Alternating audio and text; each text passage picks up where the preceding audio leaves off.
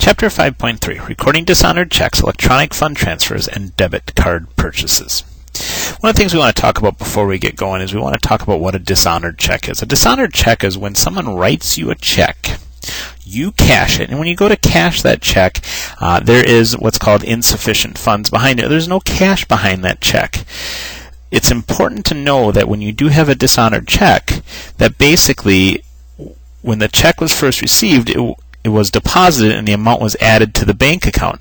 And so your check stub have a different look to it.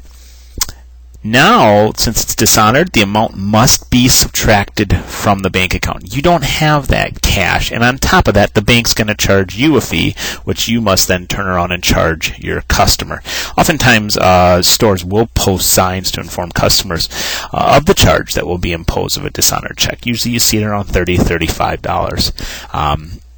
And, you know, like I said, those fees are there, and that's what it is. So, let's take a look at here. We received notice of from the bank of a dishonored check from Ralston Eubanks, $175 plus $35 fee, total of $210. Memorandum 333. Once again, we're not writing a check to the bank. The bank is just taking money out of our account.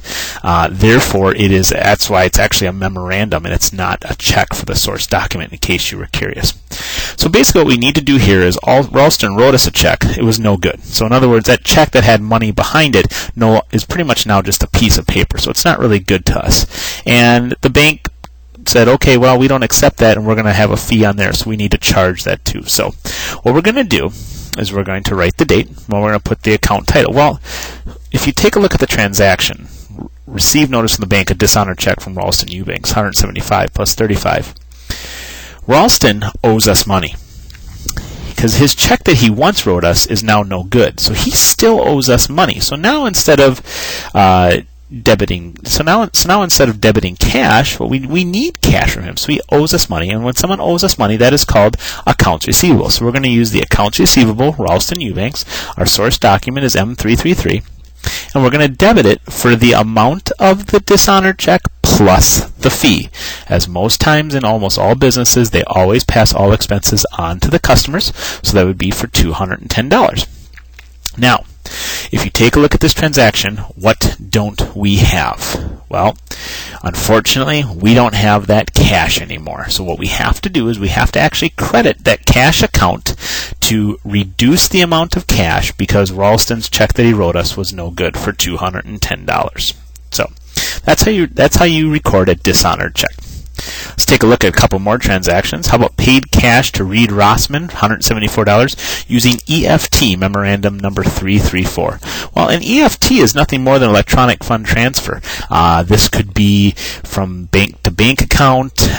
Very simple. I mean, it's just the way businesses do it. They don't write a check, they just wire the money over. So EFT. But pretty much this transaction is exactly the same way as if you paid cash, if you wrote a check. We're just using a different term called an EFT. So let's go ahead. We'll put the date on there, January 26.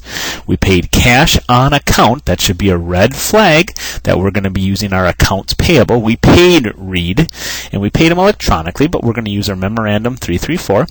Now, accounts payable is a liability account, has a normal balance of a credit. We need to decrease that liability account, and the way we decrease that liability account is with a debit of $174. And how did we pay him? Well, we paid cash. Paid cash is the same as cash credit, so we're going to put that down for $174. Finally, let's look at one, just kind of tricky words, very similar to the Reed Rossman transaction. We purchased supplies $63 using a debit card, memorandum number 335. Well, let's take 27. Purchase supplies. Well, we've seen that before. We know what that is. Supplies are an asset account. Has a debit normal balance. We are increasing the amount of supplies we have, so we're going to debit that. Well, how did we pay it? Using a debit card. A debit card is pretty much the same thing as using cash. It's going to come right out of our cash account, so we're going to reduce the amount of cash we have. Therefore, we are going to credit cash for $63.